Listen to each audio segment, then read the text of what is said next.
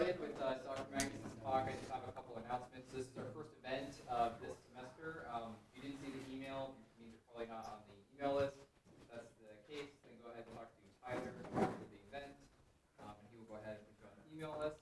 Just pay attention for further events this semester. We have, I think, 3 more, so we're just going to look out for those. For those of you who weren't at the membership meeting, I'm Ben Deese. I'm the new president for this year. So hi to you all. Hello. Anyway, so Dr. Phillip Magness is an economic historian specializing on the intersection of history and political economy. He received his PhD in public policy in 2010 from George Mason University and currently serves as a senior research fellow at the American Institute for Economic Research. Dr. Magness' research expertise extends to issues including long-term trends in the macroeconomy, like taxation, trade, and economic inequality. He has also co-authored 2 books, including Praxis and Ivory Tower, The Moral Mess of Higher Education and Colonization After Emancipation, Lincoln and the Movement for Black Resettlement, and additionally, sorry, that makes it 3, the 1619 Project, Critique. He's also edited a couple more works, including What is Classical Liberal History, and a work by Lysander Spooner on currency and banking. Additionally, Dr. Magness, his greatest intellectual influence is David Hume, for those of you who are interested in that. His favorite economist is Gordon Tullock. So, without any further delay, here is Dr. Phillip Magness and his talk on the failures of pandemic central planning.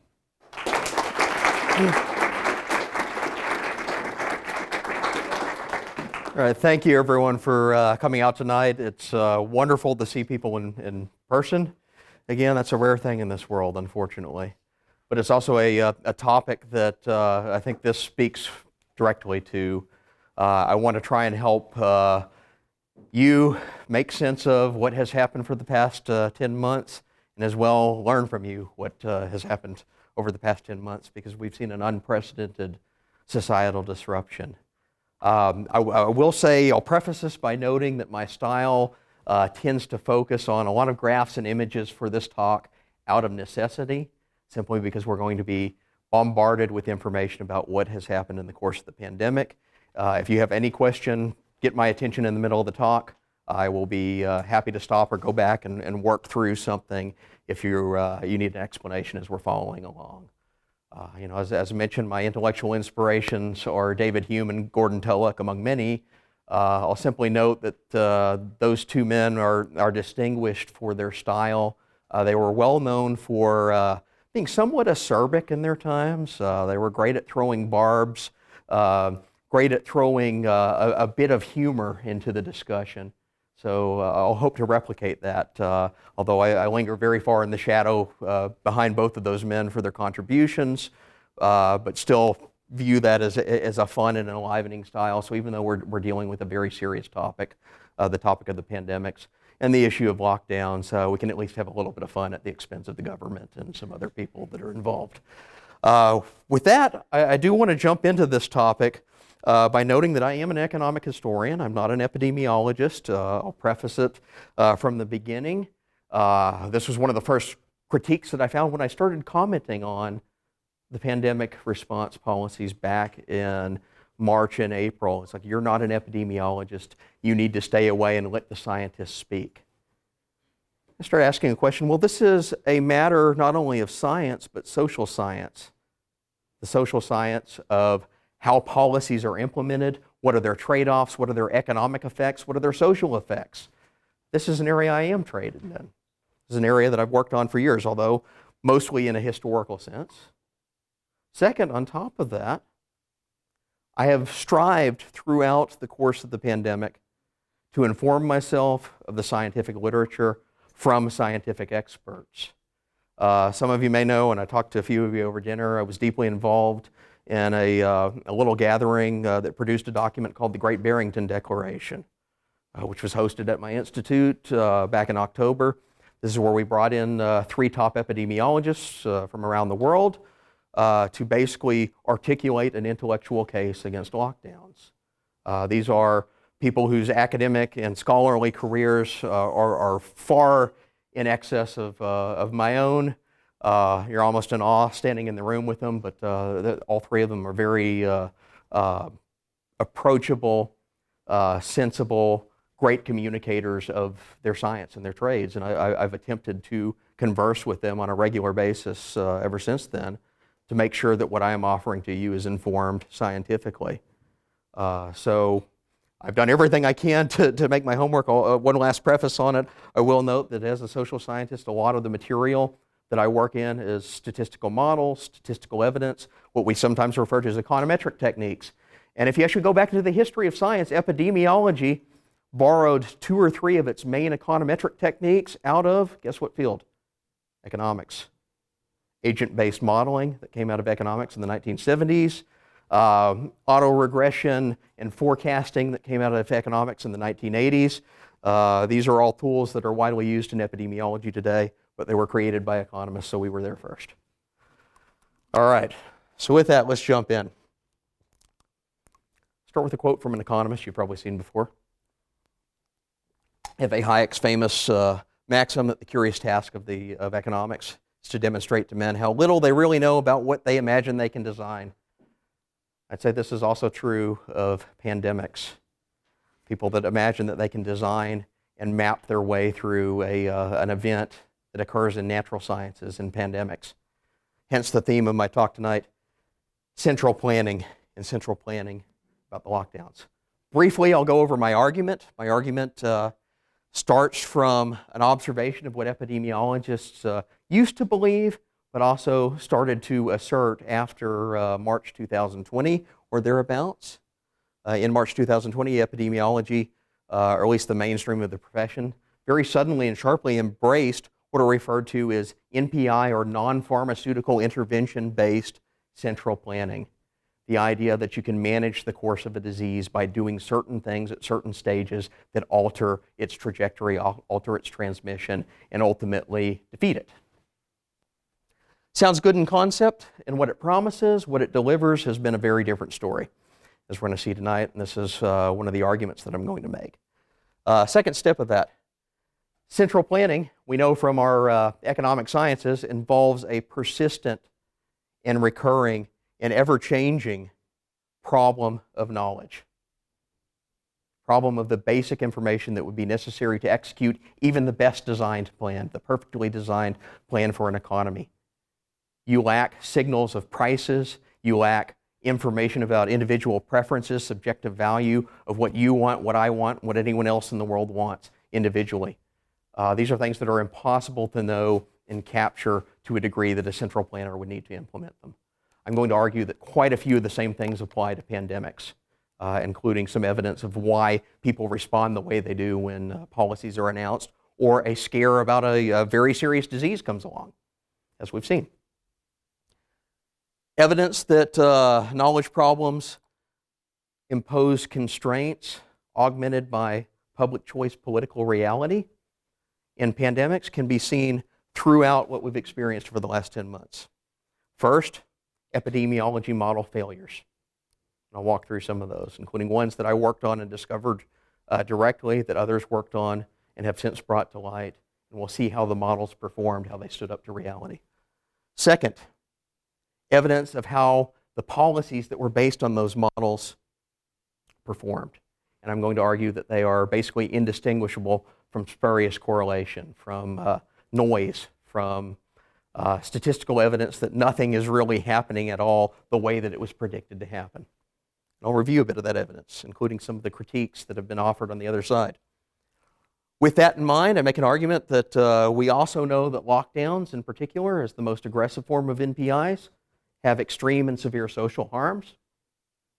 And with known harms, but unknown to ambiguous to ineffectual to possibly even non-existent benefits associated with them, we can do a basic cost-benefit analysis, and that's going to tell us that our default position, barring other strong substantive evidence, means we should err in favor of non-intervention. Interestingly enough, this was actually a very mainstream epidemiology profession position till about last February, and things suddenly changed. Let's begin back in March 2020. 2 weeks to flatten the curve. Who remembers that? Who remembers when it became 2 months? Now we're talking 2 years. Well, New Zealand is certainly talking 2 years. The UK, they've even started to say that they aren't going to reopen into 2022. You wonder, how can you put the world on pause for 2 years and not think there are any consequences associated with it? I want to review the evidence. Do lockdowns work? But I'm not going to say this as an economist, as someone who works in primarily social scientific journals and venues. I'm going to ask what the epidemiologists themselves say about the question, do lockdowns work? Citing very specific recent literature from the top of the field. Answer? No, they do not work, or at least that was the mainstream position in epidemiology prior to March 2020. And I will prove this to you, showing some of the top epidemiologists in the world. There is an article from 2006 put out by 4 epidemiologists at Johns Hopkins University, a very mainstream place, possibly the leading COVID data source in the world, where they were asked the question, do large-scale, what they referred to at the time as quarantine measures, the language has since morphed into lockdowns, do large-scale quarantine measures work? And there's what they say directly in their article. There are no historical observations or scientific studies that support confinement by quarantine of groups of possibly infected, not even infected, possibly infected people for extended periods in order to spread influenza, which is the baseline disease that all of this has been compared to. They go through and finally say in their recommendation to the WHO and other public health bodies that this mitigation measure should be eliminated from serious consideration, period. That's about as strong of a condemnation you can get for lockdowns in existence. From the team at Johns Hopkins University, I'll mention one guy who has since passed away, Donald Henderson, one of the co-authors of that, is better known as the lead scientist behind the successful drive to eradicate smallpox. So not a minor figure in that field by any means. And this is what he was saying in 2006 with his co-authors. The other co-authors are still working in the profession. Well, here's another example. Let's fast forward to September 2019. This is a report issued by Johns Hopkins University's Epidemiology Department to the WHO on respiratory pandemics, again, influenza being the main one. And it's a little bit technical in its scientific observation, but they say quarantine measures will be least effective for pathogens that are highly transmissible, have short incubation periods, and spread through airborne mechanisms. Sound familiar? COVID, maybe? And true airborne mechanisms, I think the current consensus is that aerosolized COVID operates as an airborne mechanism, the most likely means of spread. This is almost predictive of that. And they basically say, as with travel restrictions, quarantines appear to delay the introduction of highly transmissible diseases, but not prevent their spread entirely. They go through a long report and they basically recommend against this. They say, do not consider it, or if you do consider it, there's one stipulation. This is the real kicker of a chapter, what I have highlighted here. In some cases, implementation of some NPIs, such as travel restrictions and quarantine, might be pursued for social or political purposes by political leaders rather than being pursued because of public health evidence. WHO should rapidly and clearly articulate its opposition to inappropriate NPIs. Should say political leaders that are using lockdowns for reasons that are not supported by evidence, clear, unambiguous evidence, should be condemned by the WHO. What did the WHO say about China when it imposed a lockdown? Not much in the way of condemnation, but that's as recently as September 2019. Here's a WHO report itself laying out all the different NPI measures and whether they were recommended and under what conditions. This is the screenshot from the chart they presented in their conclusions for quarantines or lockdown-style policies. Notice what they say in the second column there, the overall strength of the recommendation, not recommended. Don't do this. It doesn't work. And they go through a bunch of the reasons why there. They said that the evidence just simply isn't there that these are viable policies. Is this mainstream enough for you in terms of the science? This is a year ago. We can even fast forward. There's another one.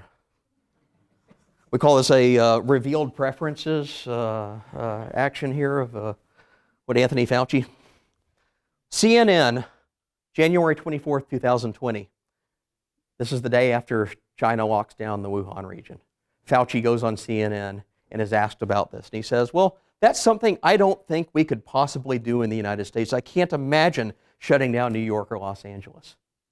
And what does he conclude? He says, whether or not it does or does not work is really open to question, but historically, when you shut things down, it doesn't have a major effect. There you have it. Anthony Fauci, January 24th, 2020, says lockdowns don't work, and I can't ever imagine the United States imposing those in a major U.S. city. Less than 2 months later, he was advocating imposing them in a major U.S. city, and in fact, across the entire country. Something happened, and I don't think it was the evidence here. But I want to step back a little bit and talk about the issue at hand here of how epidemiologists have approached this problem by taking another analogy from economics, the issue of central planning. Has anyone ever seen this photo before? It's a fairly famous one you might encounter. You may know the name. That is an economist by the name of A.W. Phillips, best known for creating the Phillips curve, the relationship that's supposed to show employment and inflation that broke down in the 1970s and was a centerpiece of mid-century Keynesian economics. He's a really interesting, kind of eccentric guy.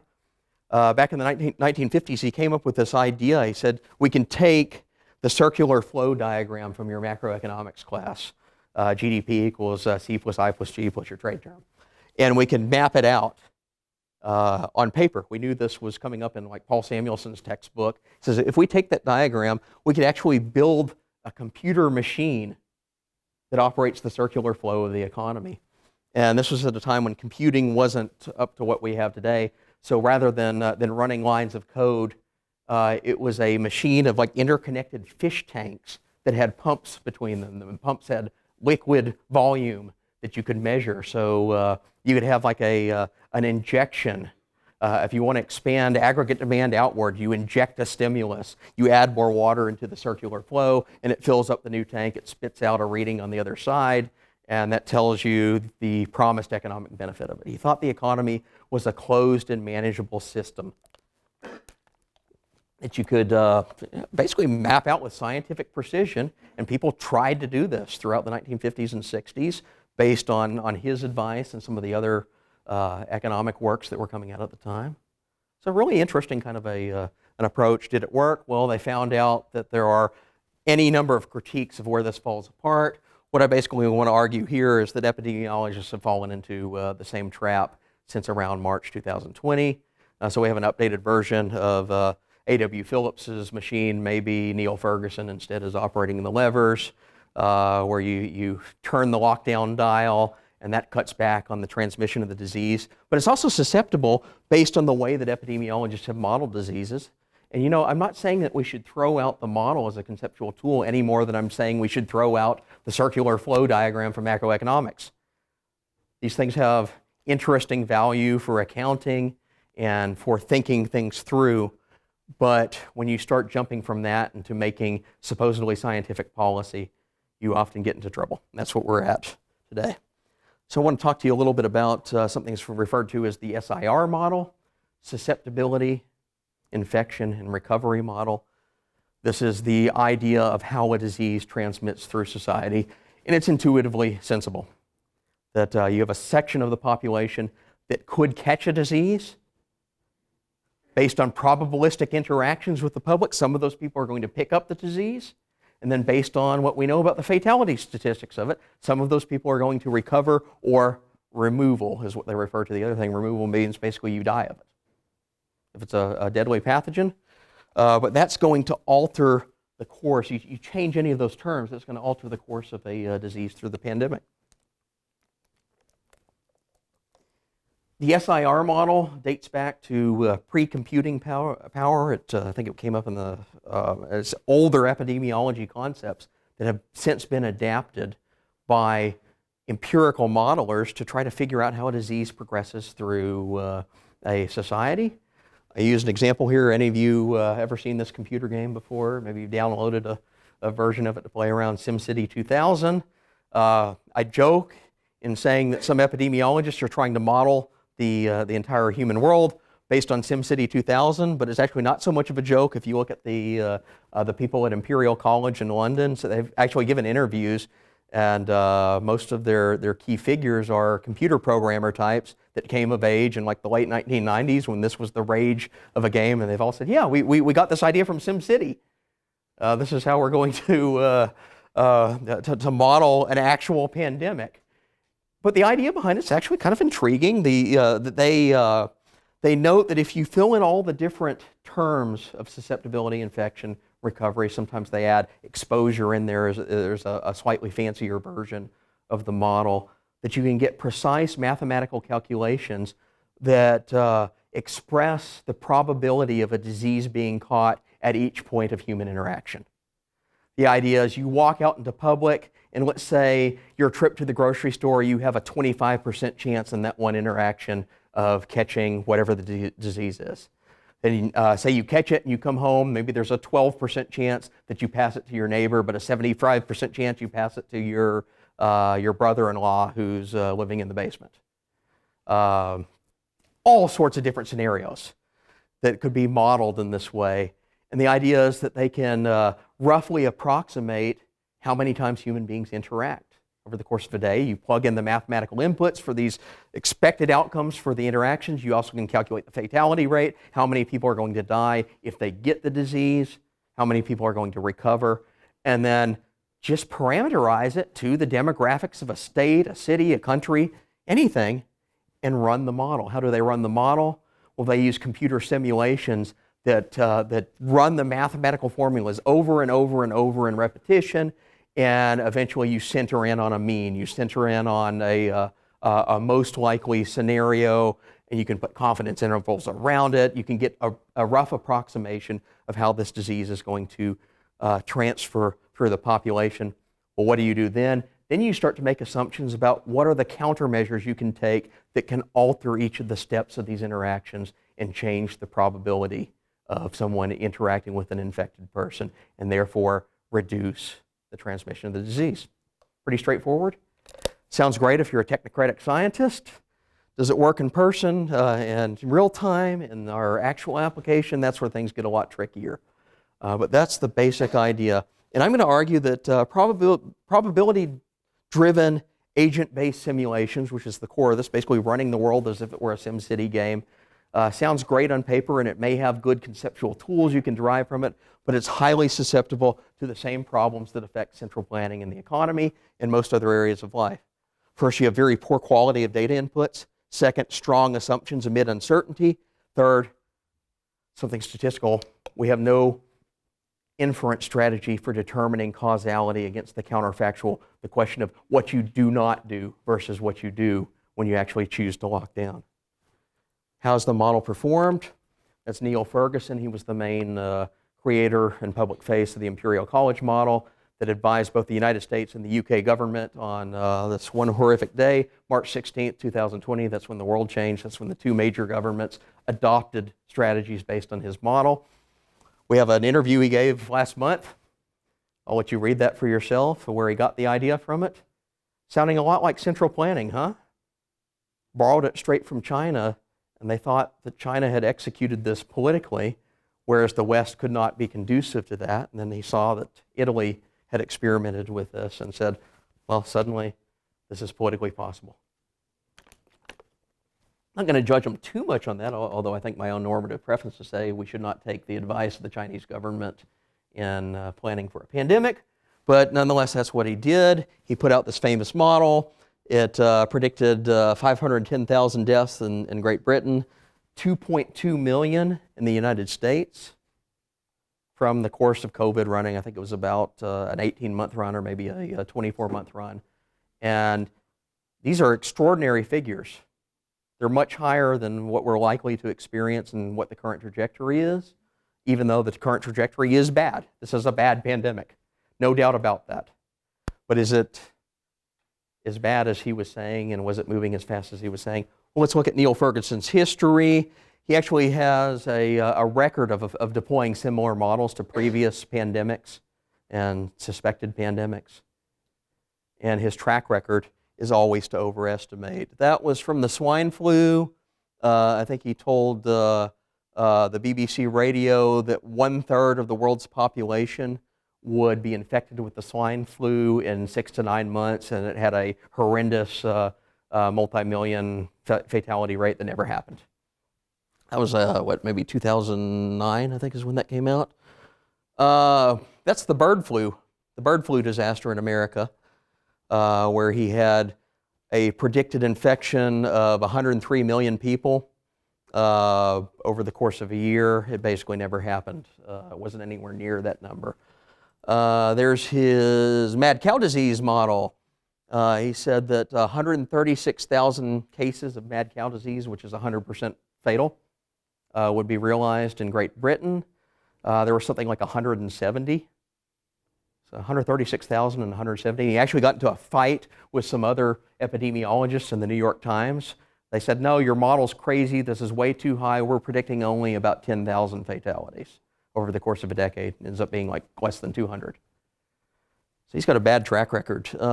Mad lamb disease, that one didn't even happen. 100,000 could die. Never happened. So I'd say that this guy has a tendency toward alarmism would be safe. And we knew that prior to the start of the COVID pandemic. But nonetheless, he gave up the scare quotes. That's when he was getting into an argument with the people in the New York Times in 2001. And it ended up he was completely wrong. But he's a modeler, and he's deployed variants of the same model or similar iterations of it, basically going back to the late 1990s, including the COVID model, which was adapted from a decades-old flu code that he adopted for one of these previous pandemics that he mispredicted. Problem with that code, and this is taken straight out of the Imperial College paper, this is how they set their probabilistic inferences of what would happen for each of the NPIs: quarantine, social distancing, all the things that we know, school closure. He says if you read the report, it says certain things will happen if you do these to limit the number of interactions. I highlighted, I think, almost all of them. What do you notice about those? Does this look like something that's been scientifically tested? 75%, 70%, 50%. They're all nice round numbers. He's guesstimating the probabilistic effect of each of these interactions, and they're layering them over and over and over on top of each other and in combination. So it's not just one guesstimate. It could be if we have social distancing, school closures, and lockdowns, you can multiply the probabilistic interactions by X will be reduced by 50%, Y will be increased by 25%, Z will be reduced by 80%. And you do this hundreds of times over. And does that actually mimic the course of a regular human being's life with any remote accuracy? I'd argue he has not even accurately proven that any one of these guesstimates is true or valid. Yeah, that's the basis of the model. This is why it overpredicts. Oh, and he's got another problem here. This is the 2006 paper that Ferguson based his model on, the code that he derived from flu and applied to COVID. What do I have highlighted there? This is the second to last paragraph in the paper. He says, lack of data prevent us from reliably modeling transmission in the important contexts of residential institutions, for example, nursing homes and prisons. His model did not even account for nursing homes or prisons. There's another line I'll highlight there, and he says, also, we don't have any evidence on face masks, so we're excluding that from the model as well. I say we've gone through, just in the course of a few minutes, some very major flaws with the basic design of this model. How did it perform? Well, we know the flaws. There they are. Chief guy has an abysmal track record. He has bad data inputs, these nice round numbers, guesstimates, no data for NPI effectiveness. He's just basically kind of winging it based on what seems to intuitively look good, maybe some very loose estimations in the past. And the general population is the only thing considered. There's no nursing homes. Pop quiz. What percentage of American COVID deaths occurred in nursing homes to date? Give me a ballpark. Yeah. 40%. You're right on the mark. I think the known confirmed reported deaths, it's 37%, but we also know New York State, which is going under a major scandal that broke today, vastly underreported its nursing home deaths because Governor Cuomo actually caused some of the nursing home deaths by forcible readmissions. So it may be half or less than the actual total is coming out of New York State. So 40% is a good ballpark. Who knows what percentage of the United States population lives in a nursing home? Less than 1% for 40% of all COVID deaths. And Neil Ferguson's model has no means of accounting for that. So 40% of all deaths aren't even in the contemplation range of Neil Ferguson's model. That's a big problem. Yet it's the model we close the world on. How did it perform in practice? Well, we got our first test when one European country did not shut down Sweden. And we've all heard the horror stories. Sweden supposedly, like a bombshell went off, everyone's dying of COVID. Sweden had a very bad outbreak. It still has a bad outbreak. But it chose a very different strategy of not locking down, although they took other public health measures like hygiene, wash your hands, take care not to go out and spread this disease. It's not like a free-for-all where they're living at Woodstock. It's people acting responsibly, knowing that we're in a pandemic, and this is how we handled most pandemics across the 20th century.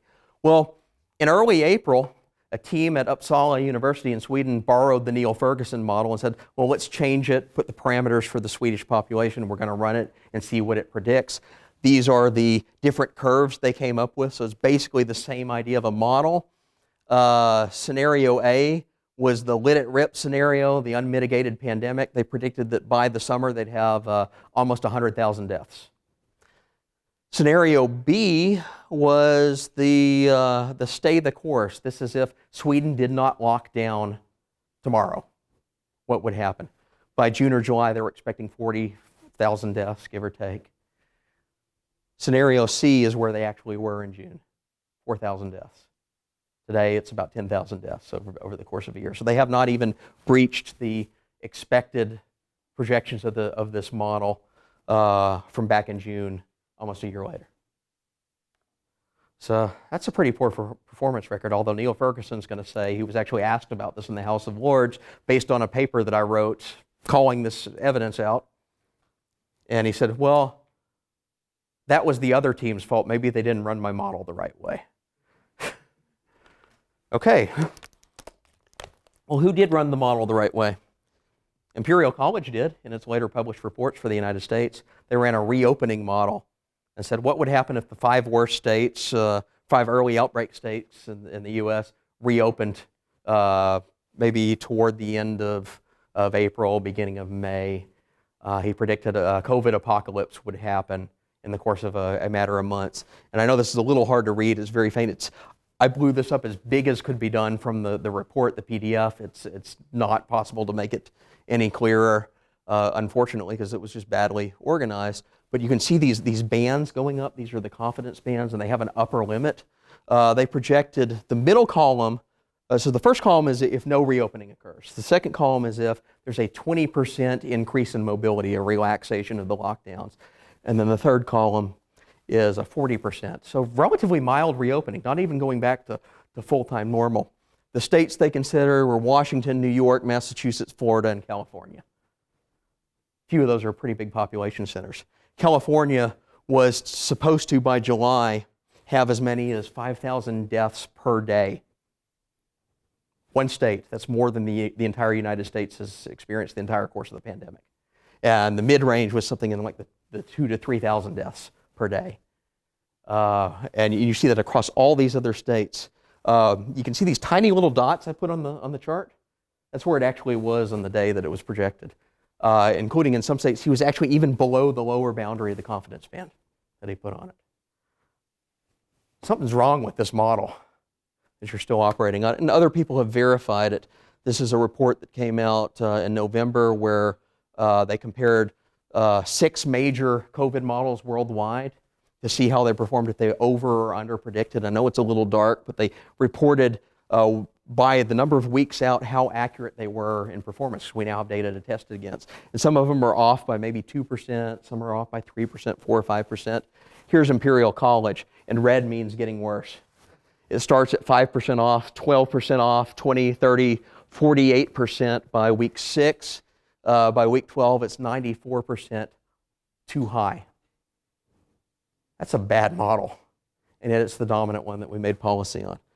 So have I convinced you that the models failed? All right. Other models also failed. I'll run through this real quickly. This is the IHME mask model. I wrote a piece in the Wall Street Journal that showed this. They were projecting number of lives saved if you imposed a mask mandate nationwide. They had a major error in one of their inputs. This is, again, to the point of central planning. If you need to calculate how many lives will be saved by masks, even assuming all the science is correct, it's a little more ambiguous than they let on, but assume that their science is correct and masks will reduce transmission at the level that they claimed. Well, what's your starting point? How many people are wearing masks in the United States right now when we run our model for the first time? Turns out they were using an old opinion survey from April and May when only 49% of Americans were wearing masks. Why? Because maybe Anthony Fauci advised them not to wear masks a couple weeks before. But they put that in as their starting point of running their model. At the date that they ran the published version of this model, which was September 21st, anyone want to guess how many Americans were wearing masks when they ventured out into public? 80%. So they're off by 30 percentage points just from their baseline. Well, what happens if you run a model assuming that almost half of the country could be induced to wear masks by a mandate when really it's only maybe 20% of the country? That's much fewer lives saved. And over the course of what happens, so the bottom line there was their original projection of how many people were wearing masks. The blue line is reality. The surveys, multiple surveys have confirmed this. In the orange line, I call this the magic increasing number. That is their upward revisions from the original red line that you see down at the bottom since I called them out on this in the Wall Street Journal. Another way to look at it, that's how many lives they projected would be saved in the first run of the model back in September, 120,000. Subsequent revisions, this is a 4-month out projection of lives saved. Subsequent revisions is magically shrunk to their most recent run that actually uses better data reflecting reality. They're now saying only maybe like 25,000, 30,000 lives could be saved with the mask mandate because most people are wearing masks when they go out into public. It's had major influence. That's the date when the survey or the study came out, and people who endorsed it and said 100,000 lives could be saved by a mask mandate, the New York Times, Biden, Fauci, NIH director, and dozens of other prominent scientists. It was already like months out of date, plus being based on bad data. Again, pandemic model failure. What about reality? Have the lockdowns worked? Let's set the models aside for a second and ask the question, have the lockdowns achieved what they were promised to do? This is just a simple scatter plot of a larger project I've been working on of, I think it's something like 180 different countries, where I took their deaths per million, so especially like a per capita representation of number of deaths of COVID, based on a stringency score that's calculated by Oxford University. It's the sub-score from that for how strict their lockdowns are and also the number of days under lockdown. So their average stringency score for every country that we have data on. Do you see a discernible pattern there? I mean, it's kind of a blah data. You could probably fit a line that kind of looks like that, but the tightness of fit around that line is basically non-existent. It's statistical junk. It's noise. That's all the countries overlaid. The United States is right there. But you see all across, Belarus is actually doing the best. The president of Belarus said, don't worry about COVID, just drink your vodka and life will go on. Maybe he had better advice than Fauci, I don't know. But that was the claim. How do the 50 states do? Here's another iteration of that same type of data. Only I actually took the daily stringency score for all 50 states because we have good evidence of that. That's on one index. It ranges from 1 to 100. So like 100 is nobody can ever leave their homes ever. 1 is basically free and open. And you overlay it with the number of new cases. So I looked at the daily new case counts. I tried lagging this by 2 weeks to see if there was a change that occurred. Again, it's just a big blob of noise. There are some states that have really high stringency and really high cases, some that have really low stringency and really low cases, and then everything in between. Doesn't seem to be a discernible pattern. More evidence of this. Let's look at two cases that did lock down. New York and California. They're two of the worst U.S. states in terms of lockdown stringency. And we actually do find a relation here, but the relationship is not lives saved or cases reduced. It's actually a relationship between mobility and the stringency score. So we know for a fact that when states are under heavier lockdown, mobility reduces from cell phone data. And it's almost perfectly correlated in both of these states. So the blue line at the top is the height of the stringency score out of 100, and then the inverse down at the bottom, that's the percentage of change in mobility in retail spaces in public. And you see it follows almost exactly when the policies are implemented. Does it follow deaths or cases though? Well, that's what's going on the bottom here. You see just two independent cyclical seasonal curves in both states that seem to be entirely unrelated to whether it's in lockdown or the lockdown is changing. And we're currently working on this for all 50 states, and the same patterns are coming up. Yeah. So I put both of them up there just to show the same thing applies whether you do cases or deaths. Yeah, so, and I've actually got iterations of both versions of it. The case data is not as good in the spring. Inferring causality, I'm just going to briefly go through this. I decided to also look to see, because there are several studies that have been published that claim that lockdowns work. This is an econometric question. How do you infer causality from a claim? Well, you need a counterfactual. You need an alternative to compare it against. That's why Sweden's a great natural experiment, or South Dakota, or some of the states that did not lock down. What turns out, if you look at basic econometric measures to see if these studies are actually doing what they claim, I know that's just a chart there, and I apologize, it's a little small. Most of the studies that have been run, I think 67% claim causal relationships, and of that percentage, the minority of them have causal inference techniques. Most of them don't use basic statistical methods to prove what they're claiming.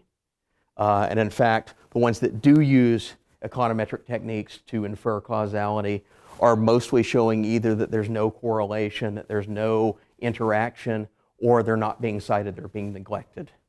So the scientific literature on this thing is atrocious. Okay, there's two components. So we tested in theory, we tested central planning and action. Did it work? And I'm going to wrap this up on this. Do you mind if I go just like a minute or two? Okay. Go. Knowledge problem is a recurrent issue, and I can show that this is in fact true among pandemic planning for a reason that we draw from economics, referred to as the Lucas critique. Who knows the Lucas critique from your advanced macro class, or if you've encountered that, you will one day. Really fascinating observation, draws from Federal Reserve monetary policy, is probably the most commonly used place. The idea here is if the Federal Reserve announces it's going to do something, it's going to have some sort of monetary injection into the economy, that changes people's behavior before it even occurs, because you start planning your financial activities very differently if you know the Fed's going to do something. What does that do to any model of the predicted effect of the Fed's action? It throws it askew. Well, the Lucas critique also pertains to pandemics. If you know that the United States is going to lock down next week, as many of us thought and expected back in March, did you do anything differently with your life? Did you run out to the grocery store and stock up on hand sanitizer and water and everything that you thought you were going to need? Absolutely. Did you change your behavior? Did you cancel vacations or trips or spring break trips, or maybe start planning to spend the next couple of weeks, it was only 2 weeks at the time, very differently than you would otherwise? That's the Lucas critique in action with lockdowns. And we actually see it in both cases, again, from the mobility data. 0 is the date that lockdowns were announced in the United States. This is mobility scores. What do you notice about people in retail places? They started dropping about a week before lockdowns occurred. That dampens the effect of the policy. And same thing, this other one is the rebound. What you're seeing coming up is not mobility in retail. This is residential stays, people staying at home, amount of time they're spending at home, all based on cell phone data. We also see it in other metrics. This is restaurant reservations. They started to drop about a week before the lockdowns in countries across the world, including the U.S. And then here we see something really interesting, though. This is the full scope of the pandemic. Again, the mobility score in retail spaces. Even though behavior performed in unison for those first 2 or 3 weeks of the pandemic, something else really interesting starts around mid-April. All 50 states are included in here. They start to spread apart. Some mobility rebounds to normal. Others, this is Washington, D.C. down at the bottom, California, New York. Those are the worst states. They basically stay mired in a lockdown.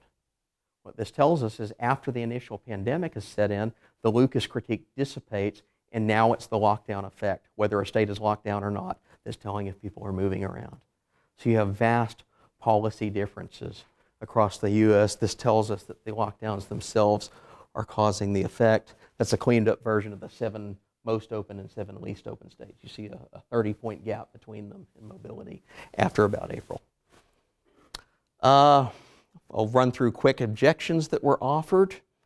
Australia, New Zealand, we hear that all the time. What about Australia, New Zealand? Aside from them being islands and under some very unusual circumstances geographically and politically, they're often cited as something the rest of the world should replicate. I'm going to say, well, first off, the United States did replicate Australia, at least, because we have mobility data from Australia overlaid with the United States, and for the first 4 or 5 months of the pandemic, they're doing exactly the same thing. Although Australia is under one type of lockdown, the U.S. is under a different type of regime, the effect is the same.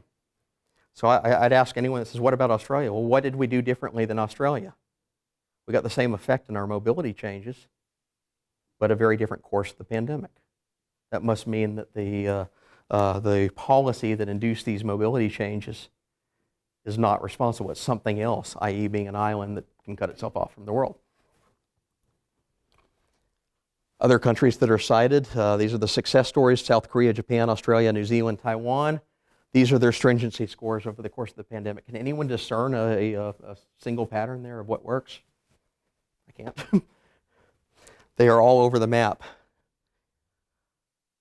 Alternative paths. This is where I'll stress from the Great Barrington Declaration of what we could do in place of central planning, and I'll end on this note. What could you do in place of central planning? Use localized knowledge.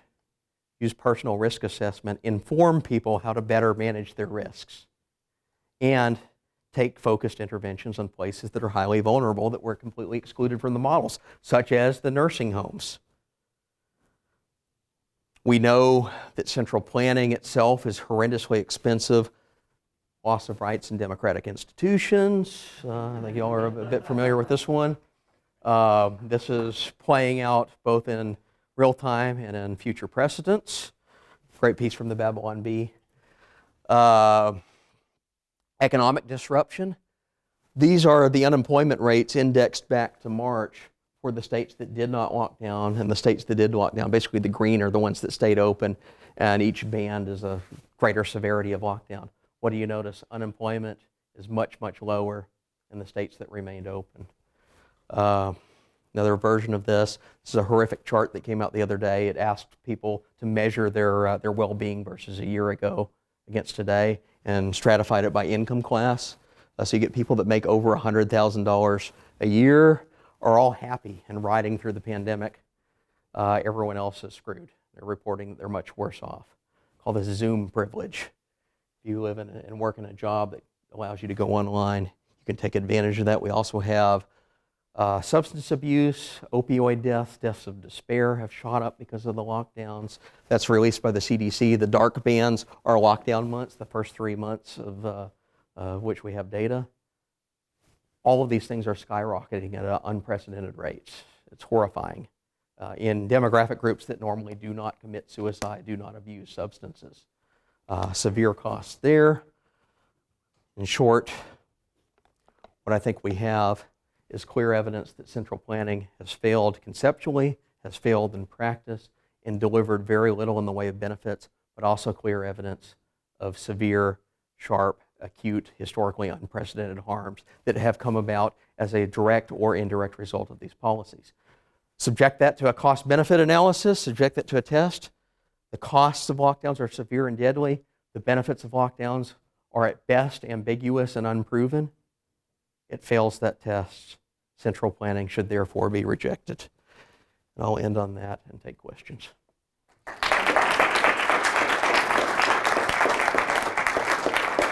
There's the one model.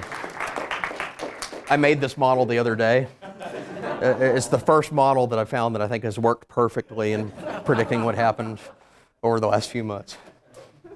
We have time for like 5 minutes of Q&A. Please keep your questions under 15 seconds. If it's over 15 seconds, it probably requires too much context. Come talk to Dr. Magness afterwards. So, anybody have any questions? Convince y'all. All right.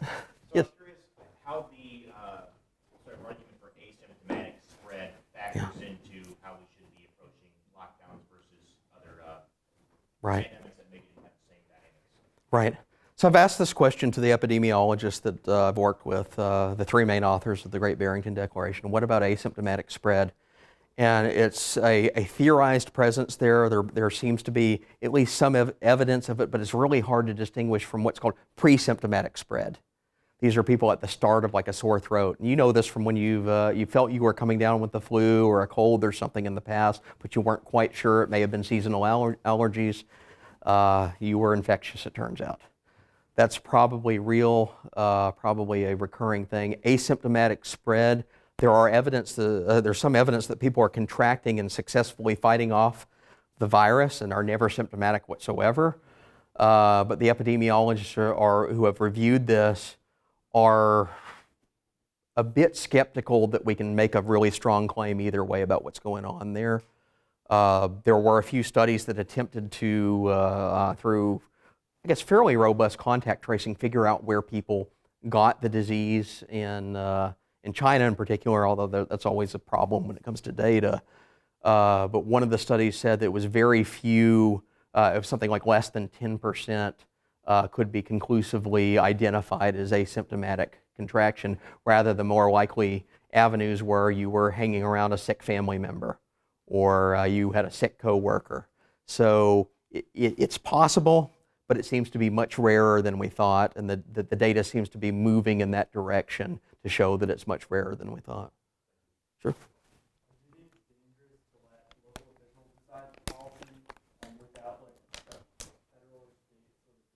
Yeah, that's an absolutely valid question. Are local officials any better equipped than national officials to make some of these decisions?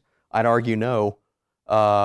This is where I worry about some of the institutional structures, the social science behind why pandemic decisions and policy making was instituted. A lot of it has been carried out under emergency powers, powers that where legislatures from the state level, even county governments at the local level, and certainly Congress at the national level, has said through legislative act over really the past few decades that, hey, if an emergency comes along, we're going to hand our authority on what to do about it over to a body of health officials or to the governor or to the executive or the county supervisor.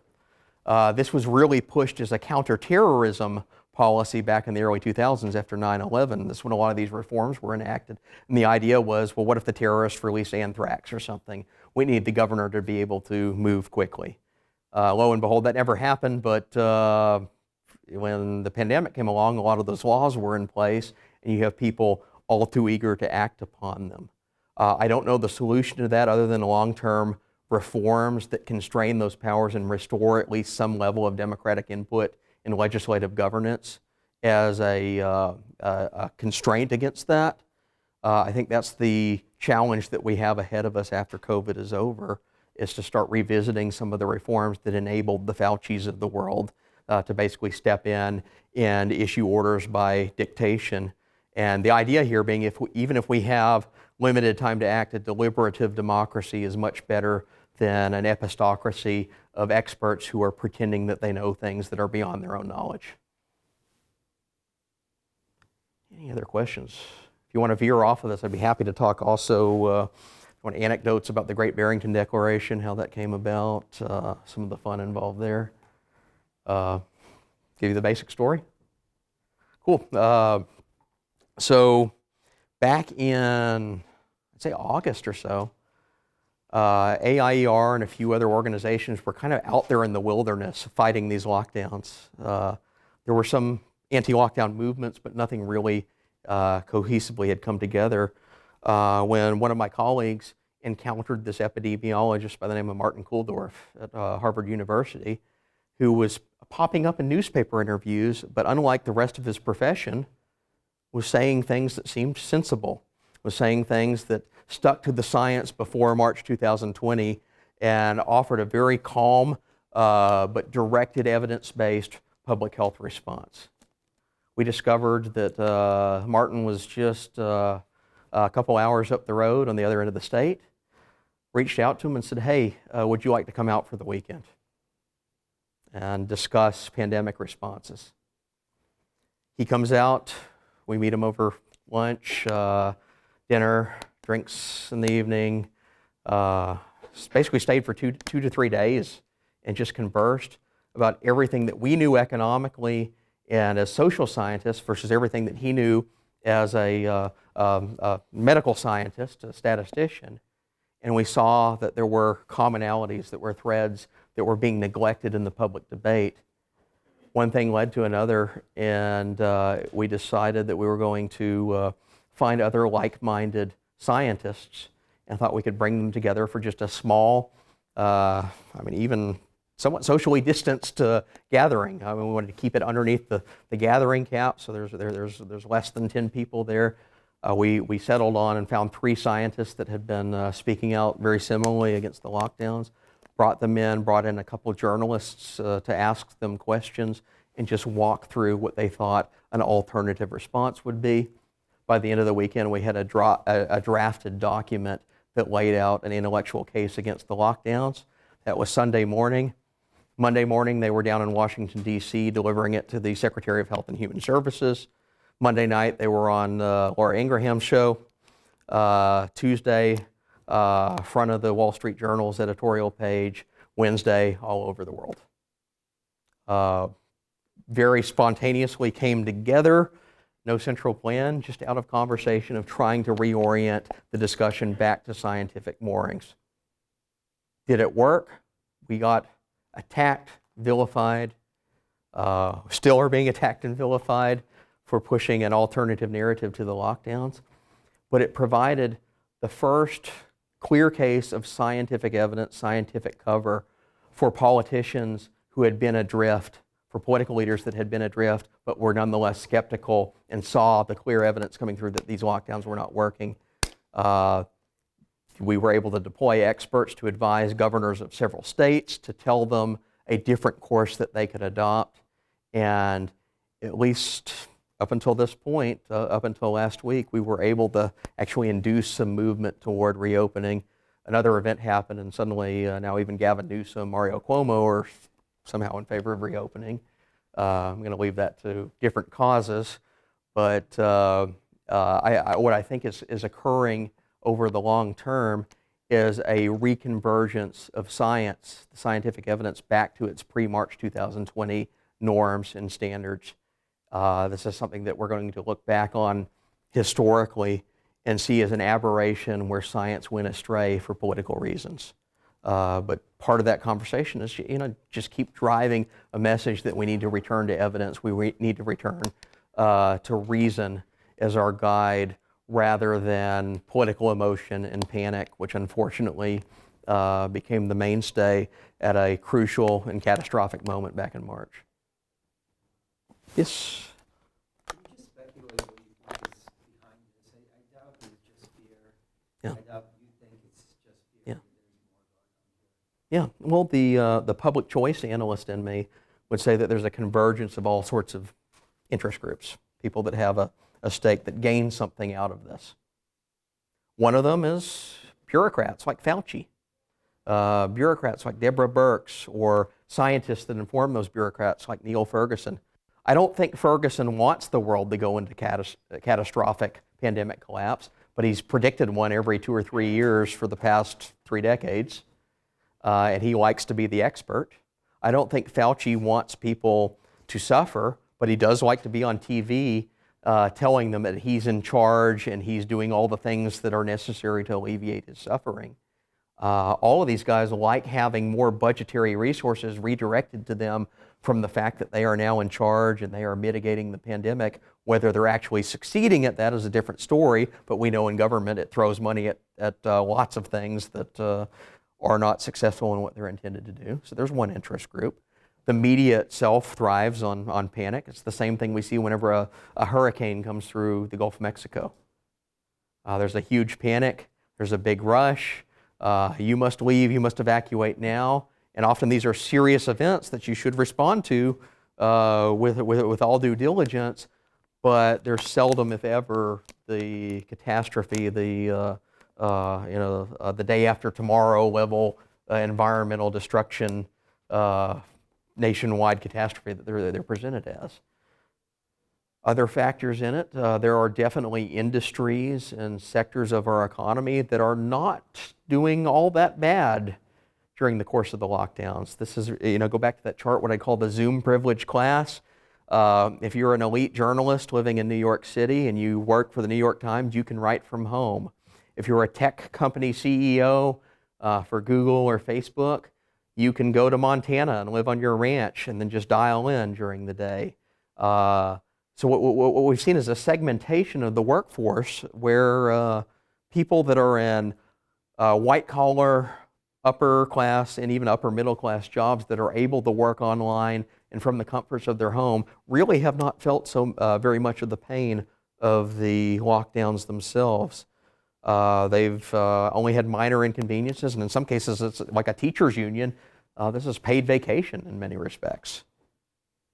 Meanwhile, the guy that's working as a waiter at the local restaurant, the lady that's working as a cook, the sales clerk, the delivery person, all the blue collar jobs, basically anyone that's outside of that Zoom class is feeling the brunt of this, and the fact that their businesses have been obliterated, that they've been laid off or their hours are reduced, but they're politically disempowered compared to the other side of that.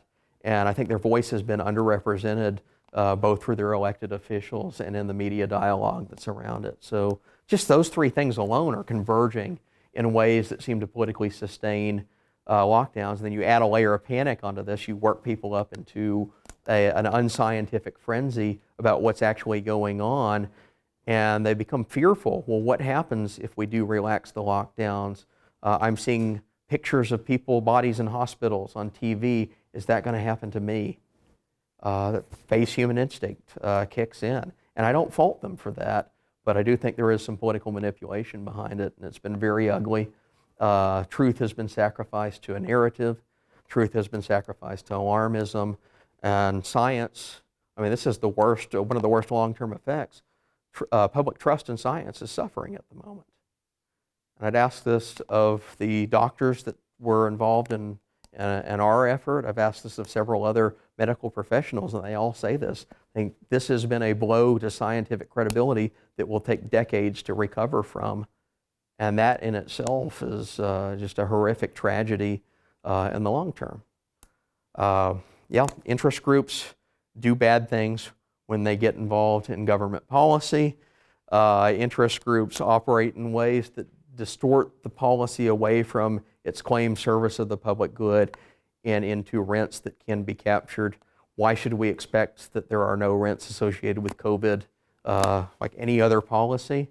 I say just use basic public choice analysis and you have your answer of why this is politically driven the way that it's occurred.